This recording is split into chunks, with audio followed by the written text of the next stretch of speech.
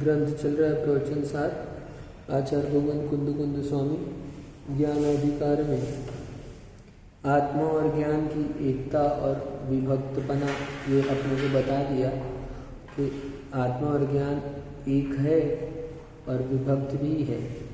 ज्ञान कोई आत्मा मान ले तो आत्मा का अभाव हो जाता है, आत्मा कोई ज्ञान मान ले तो भी आत्मा का अभाव हो जाता है, ऐसा बताया।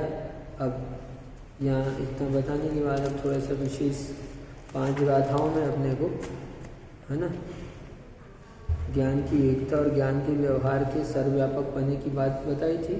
तो अब यहाँ पर थोड़ा ज्ञान की और वर्किंग बता रहे हैं कैसे क्या है ना। अब बता रहे हैं कि ज्ञान ज्ञेय के परस्पर में गमन का निषेध है। ज्ञान ज्ञान में ही रहता है, ज्ञेयों में नहीं जाता है। सर्वव्यापक बोल दिया तो आप ऐसा ना समझ लें, तो इसलिए और उसको फिर अब और स्पष्ट कर रहे हैं। ठीक, नाणी सहावो अट्ठाणे अपगाहिणाणिस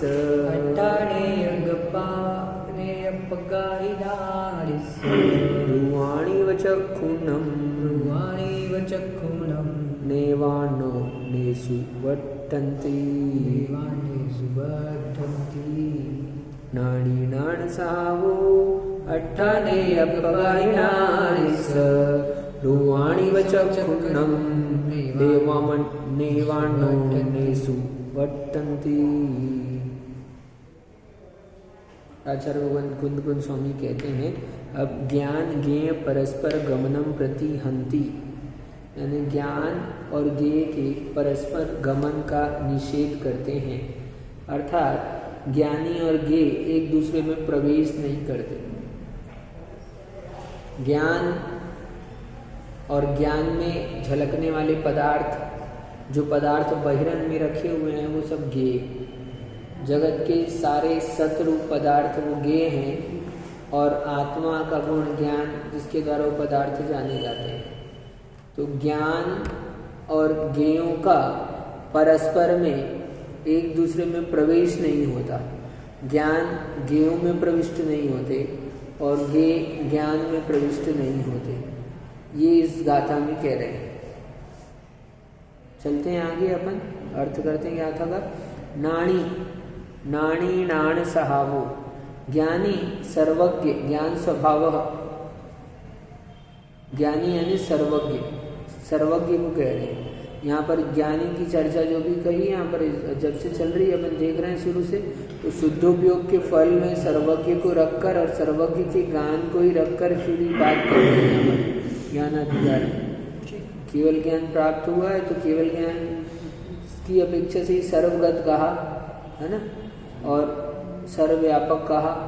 ठीक है, तो यहाँ अपन सर्वत्र देख रहे हैं तो सर्वज्ञ को ही सामने रखकर कह रहे हैं। तो कह रहे ज्ञानी यानी आत्मा यानी सर्वज्ञ, ज्ञान स्वभाव केवल यानी ज्ञान स्वभाव वाला है। आत्मा कैसा है तो केवल ज्ञान यानी ज्ञान स्वभाव वाला है आत्मा, और पदार्थ केवल ज्ञानी के ज्ञेय स्वरूप ही हैं। आत्मा जो है केवल ज्ञान स्वभाव है, ज्ञान स्वभावी है, और जगत के सारे पदार्थ कालत्रयी वर्ती जितने भी पदार्थ है वो सब वो केवल ज्ञानी के ज्ञेय स्वरूप है। ठीक, जैसे कि रूप पदार्थ आँखों के ज्ञेय होते हैं, वे ज्ञानी और ज्ञेय एक दूसरे में नहीं रहते, नहीं जाते। आप हमको दिख रहे हैं डॉक्टर साहब, तो क्या आप हमारी आँख में प्रविष्ट हो गए? लेकिन हमारी आँख ने आपको देखा कि नहीं देखा, जाना कि नहीं जाना, है ना।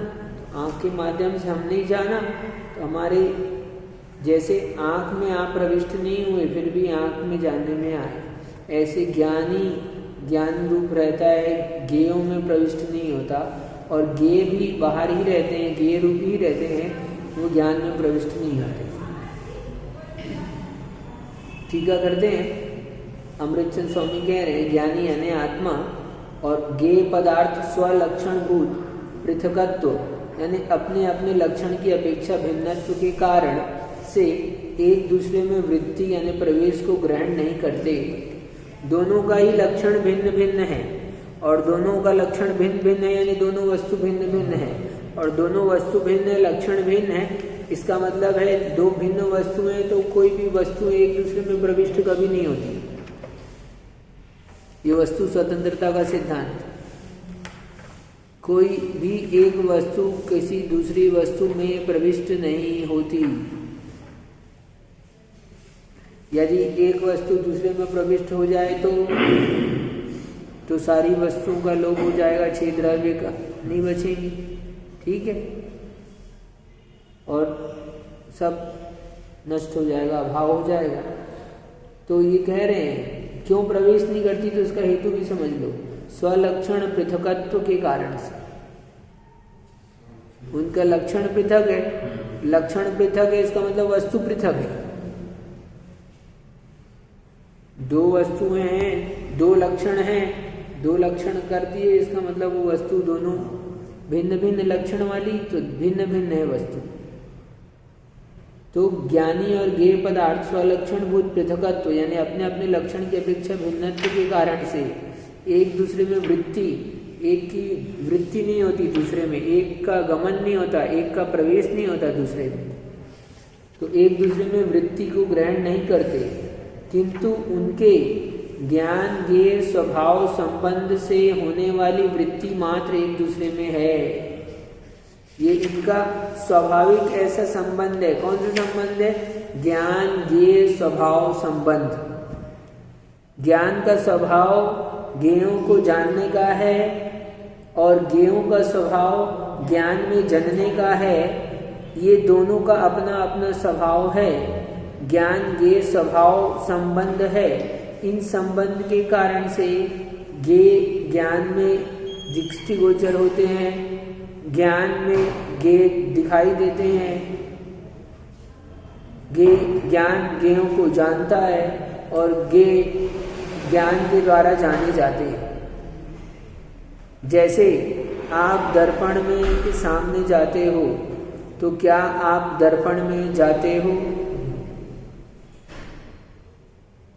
आप दर्पण के सामने गए, आपका प्रतिबिंब दर्पण पर बना, लेकिन क्या आपने दर्पण में प्रवेश किया?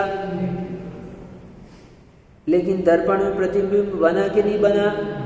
तो दर्पण में प्रतिबिंब को बनाने का स्वभाव है और आपका दर्पण में प्रतिबिंब बनने का आपका स्वभाव है। वो स्वभाव आपका है। यदि आपका ये स्वभाव नहीं होता कि आप झलके, तो दर्पण की ताकत नहीं थी, वो आपको झलका सकता था। ठीक? और ये दोनों आपका ज्ञान ज्ञेय का दर्पण प्रतिबिंब, आपका वस्तु का दर्पण का संबंध है, तब ये दोनों का कार्य दिख रहा है, हो रहा है। यदि इनमें कोई संबंध नहीं होता तो ये कार्य नहीं होता। ठीक है? तो ऐसे ही ज्ञान में ज्ञेय ये संबंध इनका स्वाभाविक संबंध है। ज्ञान ज्ञेय स्वभाव है इनका।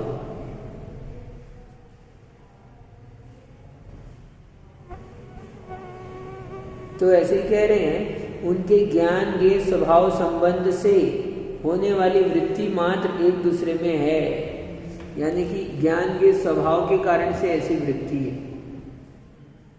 ज्ञान में प्रतिबिंब बनना है, ज्ञान में जो आपको जान रहे हो, ज्ञान के स्वभाव के कारण से ज्ञान में जान रहे हो। और केवल ज्ञान के स्वभाव के कारण से नहीं, वस्तु के भी स्वभाव के कारण से।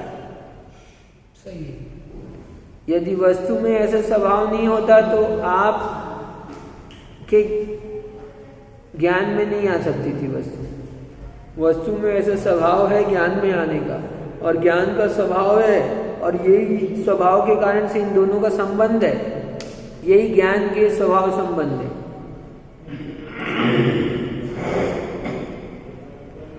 और ये संबंध से होने वाली वृत्ति ही एक दूसरे में दृष्टिगोचर होती है, एक दूसरे में दिखाई देती है, एक दूसरे में होती है, और वस्तु एक दूसरे में नहीं जाती, वस्तु एक दूसरे में प्रविष्ट नहीं होती। आंख और रूपी पदार्थ की तरह दृष्टांत में दे दिया। आंख और रूपी पदार्थ, ये आपको दिख रहा है कि नहीं दिख रहा? है ना?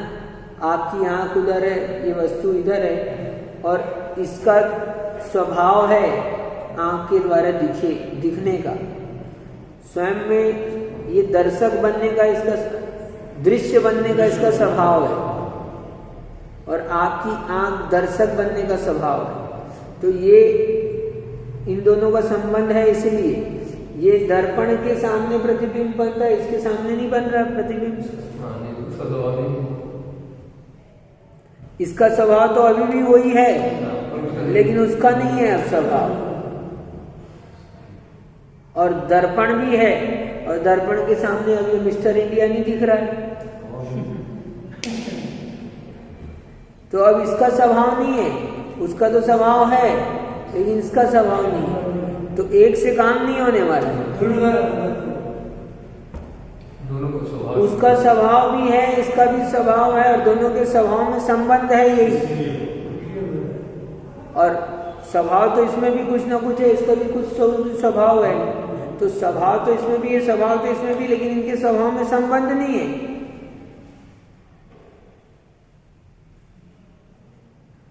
इसलिए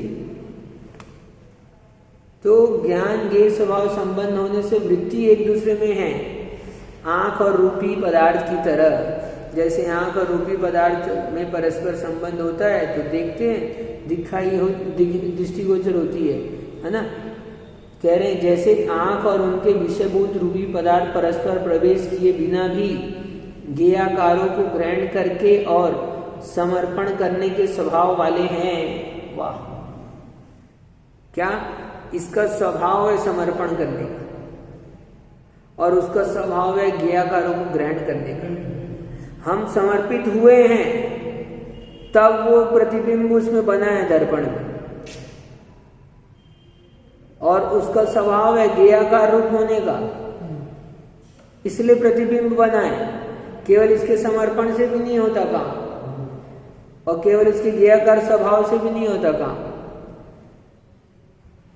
तो ऐसे ही ज्ञेयाकारों को ग्रहण करने, जो भी आकार उनको ग्रहण करने का और समर्पण करने के स्वभाव वाले हैं। यानी आंखें ज्ञेयाकार को ग्रहण करने के स्वभाव वाली है, और पदार्थ अपने ज्ञेयाकारों को समर्पण करने के स्वभाव वाले हैं।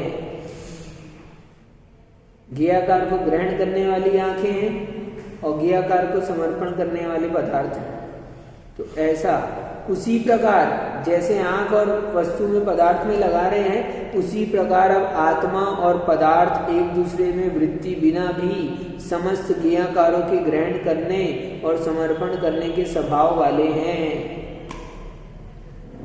कितनी बड़ी बात है देखो, हाँ, कि हमारा तो स्वभाव ही है सब कुछ सहज अपने आप हमारे ज्ञान में आए। हमारा ज्ञान का स्वभाव है उनको उस ज्ञेयाकार बनाने रूप, ठीक है। और जगत की सारी वस्तुएं उनका स्वभाव यही है कि हम अपना समर्पण ज्ञान में कर दें। ये जो आप कुछ मेहनत नहीं करो, कुछ नहीं करो, वो तो सहज जनेगी ही जनेगी। क्या परिणामकत्व शक्ति। अमृतचंद स्वामी ने इस बात को बहुत सुंदर तरीके से 47 शक्तियों में वर्णन किया है आत्मा की। तो ये वस्तु रूप से समझो क्या कितनी सुंदर बात कह रहे हैं। ये आत्मा के स्वभाव को जान ले, वस्तु के स्वभाव को जान ले, सारे विकल्प बहुत से नष्ट हो जाएंगे तुरंत। तो उसी प्रकार आत्मा और पदार्थ एक दूसरे में वृत्ति बिना यानी गए बिना भी समस्त ज्ञेयाकारों को ग्रहण करने और समर्पण करने के स्वभाव वाले हैं। अर्थात आत्मा समस्त ज्ञेयाकारों के ग्रहण करने के स्वभाव वाला है और समस्त पदार्थ अपने ज्ञेयाकारों को समर्पण करने के स्वभाव वाले हैं। यानी वस्तु का जो आकार है वही ज्ञेयाकार है। ज्ञेयाकार यानी क्या? ज्ञेय वस्तु का आकार वो है ज्ञेयाकार। आकार का मतलब ये आकृति मात्र नहीं समझना, पूरी की पूरी वस्तु ही, क्योंकि आकृति मात्र कहेंगे तो ये दर्पण में तो आकृति मात्र झलकती है, लेकिन हमारे ज्ञान में इसका रस, गंध, वर्ण सब आ जाता है। वो दर्पण एक पक्ष वाला है। यदि अपन कहें कि जैसे कि 3 डायमेंशन वाली वस्तु है, लेकिन वो दर्पण में दिखती कैसी है? 1 डायमेंशन को दिखाता है, 2 को दिखाता होगा शायद। कर दें तो कभी 2 कर दें, लेकिन वो 2 डायमेंशन, हमारी तो पूरी क्या है? 3 डायमेंशन नहीं। हर डायमेंशन से हमारे ज्ञान में ग्रहण करने की पावर है उसकी, उसके अंदर की ही, उसके अंदर के अंदर की, उसके अंदर के अंदर की जो भी वस्तु सतरूप है, गुण है, पूरे के पूरे वो ज्ञान में झलकने के स्वभाव वाले हैं। और हमारा ज्ञान क्या जबरदस्त, दर्पण तो कुछ नहीं लगता उसके सामने। ये वस्तु में स्पर्श, रस, गंध, वर्ण है कि नहीं है? तो दर्पण में क्या दिखाई दे रहा है? इसका केवल वर्ण दिखाई देता है, लेकिन ज्ञान में क्या दिखाई देता है? स्पर्श, रस, गंध, वर्ण के साथ अनंत धर्म, और वो सब ज्ञान में झलकने के, वो सब, वो आकार यानी पूरे के पूरे वस्तु।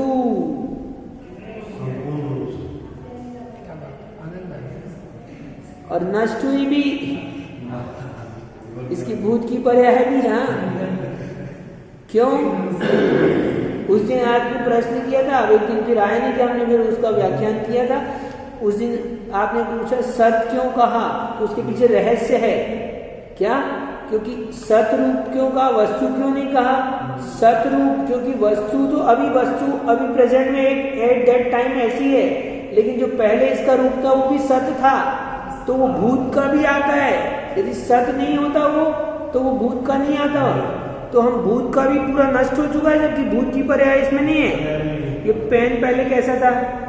इस वस्तु रूप में बोलो कैसा था? प्लास्टिक रूप था, बॉल्स रूप था, बॉल थे प्लास्टिक के, जो भी था, जिस रूप था, तो वो सब रूप में था पेन। लेकिन अभी हमको कैसा दिख रहा है? ये पेन रूप दिख रहा है। तो वो ज्ञान की क्षमता, पावर कि उसकी वो भूत की, वो सत, क्योंकि वो भी सत थे, अभी असत है वर्तमान में वो असत है, लेकिन भूत में वो सत थे। तो वो सत होने के कारण से इसलिए सत को जानता है। ये ज्ञान जितना निर्मल होगा उतना वस्तु के भूत को जानेगा स्पष्ट रूप से। तो आप ज्ञान से भिन्न है क्या? तो ये इंटरेस्टिंग चीज है। दर्पण देखा कि नहीं देखा आज? तो दर्पण में तुम चले गए क्या? दर्पण में दिखे कि नहीं दिखे? दिखे।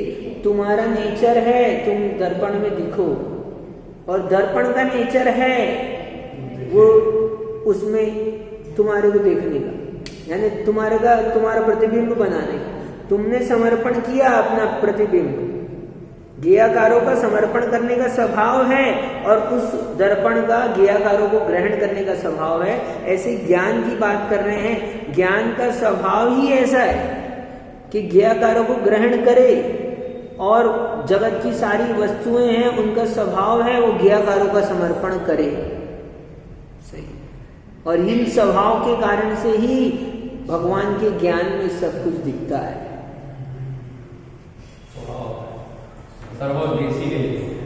इसलिए सर्वज्ञ है वो। यदि ऐसा नहीं होता तो एक उतनी वस्तु जान पाते, एक लिमिट होती है, कहीं तक जान पाते थे।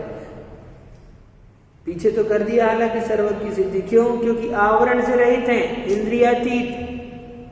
इंद्रियां में लिमिट होती है, आपकी हमारी लिमिट है, हम इंद्रियों से जानते तो लिमिट है, लेकिन उनके पास में लिमिट नहीं है, नो लिमिट। तो आत्मा समस्त ज्ञेयकारों के ग्रहण करने के स्वभाव वाला है, और समस्त पदार्थ अपने ज्ञेयकारों को समर्पण करने के स्वभाव वाले हैं। ज्ञेयकार यानी वस्तु, जो भी वस्तु है, ऑब्जेक्ट, ज्ञान का विषय, ठीक, वो उस वस्तु का ऐसा स्वभाव है कि वो झलके ज्ञान में, और ज्ञान का ऐसा स्वभाव है कि उसको झलकाए अपने में।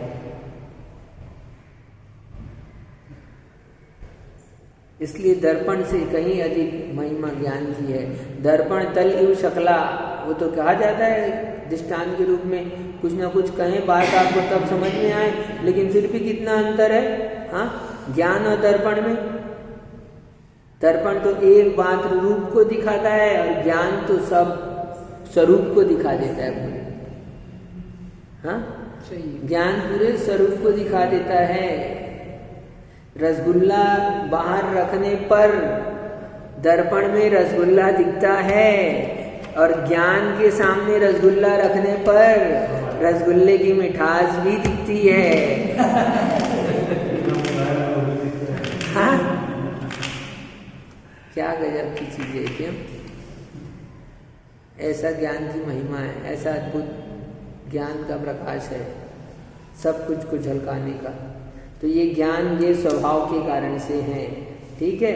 यानी कि कह रहे हैं दर्पण वस्तु दर्पण में नहीं जाती, दर्पण वस्तु में नहीं जाते, ये दोनों अपने अपने नेचर के कारण से एक दूसरे में दृष्टिगोचर होते हैं। ज्ञान और ज्ञे, ये ज्ञान ज्ञे स्वभाव संबंध के कारण से और इन दोनों का पृथक पृथक लक्षण होने के कारण से इनकी एक दूसरे में वृत्ति नहीं होती। इसका लक्षण भिन्न है, इसका लक्षण भिन्न है, भिन्नत्व लक्षण के कारण से ये इसमें नहीं जाता, ये इसमें नहीं जाता। ज्ञान ज्ञेयों में नहीं जाता, ज्ञे ज्ञान में नहीं जाते, फिर भी ज्ञे ज्ञान के द्वारा जाने जाते हैं, ज्ञान ज्ञेयों को जानता है। 6.5 ये ज्ञान ये स्वभाव संबंध है। परस्पर गमन का निषेध कर दिया है, एक दूसरे में नहीं जाते हैं। पढ़ लेते हैं जयसेन स्वामी को, इतनी सुंदर बात कही। आगे कहते हैं कि ज्ञान ज्ञेयों के समीप नहीं जाता है, ऐसा निश्चय है, जयसेन स्वामी कह रहे हैं। अर्थ करते हैं वो भी निश्चय से, केवल ज्ञानी भगवान आत्मा केवल ज्ञान स्वभाव रूप है। भगवान कैसे निश्चय से केवल ज्ञान स्वभाव स्वरूप है, तथा उस ज्ञानी जीव के भीतर, केवल ज्ञानी के भीतर तीन जगत के तीन कालवर्ती, हाँ तीन जगत के कह देते तो भी काम नहीं चलता, तीन कालवर्ती जगत के अनंत पदार्थ तो जान ही रहे हैं, सोचो, और उस अनंत पदार्थों का अनंत भूत अनंत भविष्य, तो इसलिए तीन कालवर्ती पदार्थ ज्ञेय स्वरूप पदार्थ आंखों के भीतर रूप पदार्थों की तरह परस्पर एक दूसरे के भीतर नहीं रहते।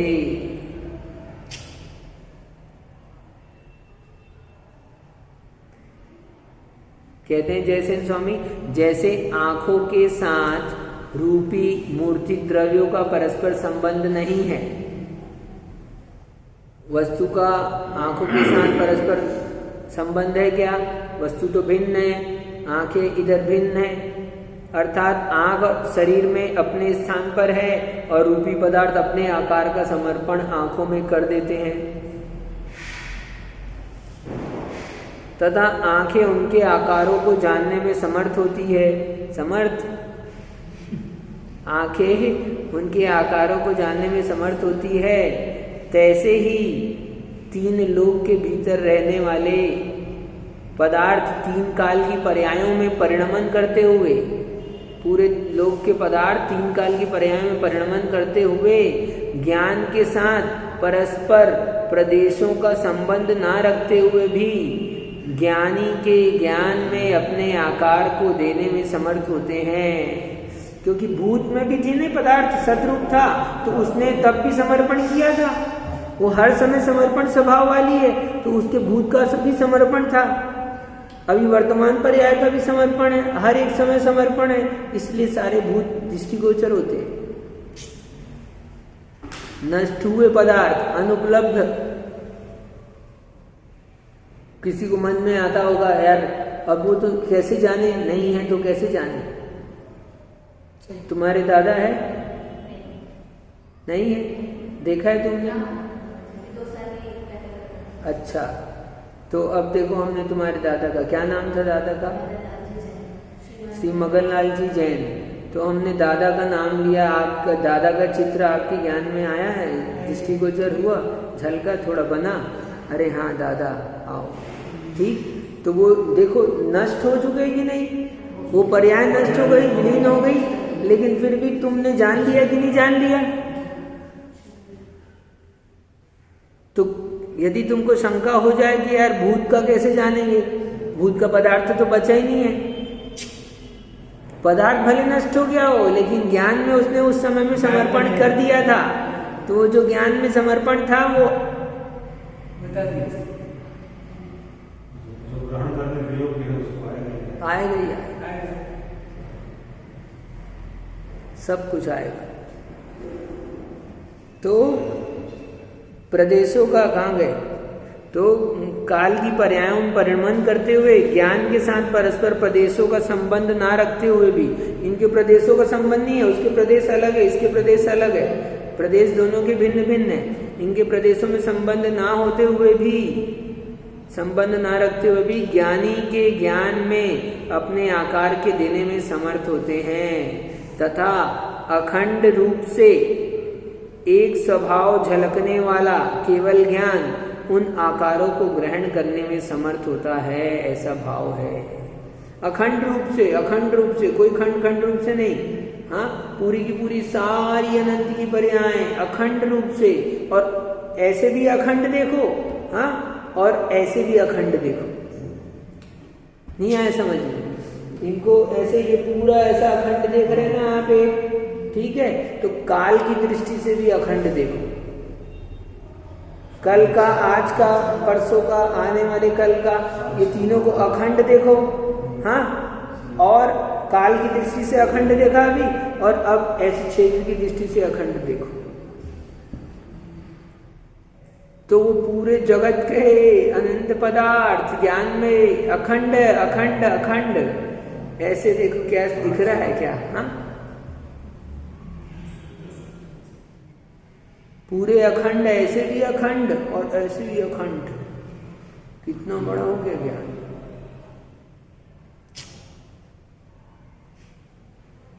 तो अखंड रूप से एक स्वभाव झलकने वाला केवल ज्ञान उन आकारों को ग्रहण करने में समर्थ होता है, ऐसा भाव है।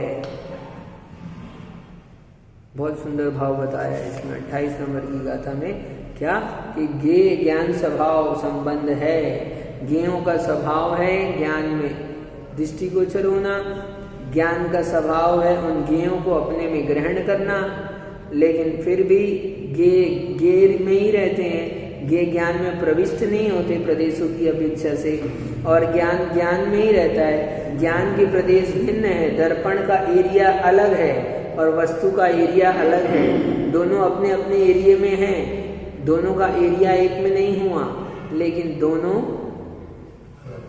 का स्वभाव ही ऐसा है कि वो झलक रहे हैं, ये झलका रहा है और ये झलका रहा है,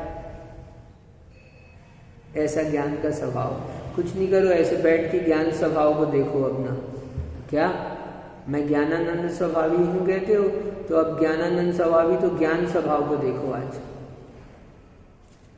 कि ज्ञान कैसे जान रहा है, नान स्वभाव किसको जान रहा है, और दर्पण से कंपैरिजन करना तो तुमको ज्ञान समझ में आएगा कि ज्ञान ये है, ऐसा ज्ञान की महिमा है। ठीक है, इसको कल अपन और विस्तार से उसमें से समझेंगे। आज अपन ने अमृतचंद स्वामी को गाथा नंबर 28 और जयसिंह स्वामी की दोनों की दृष्टि देखी है, ज्ञान ये स्वभाव परस्पर में गमन नहीं करते, इस तरह की बात इन्होंने बताई हमको। नमो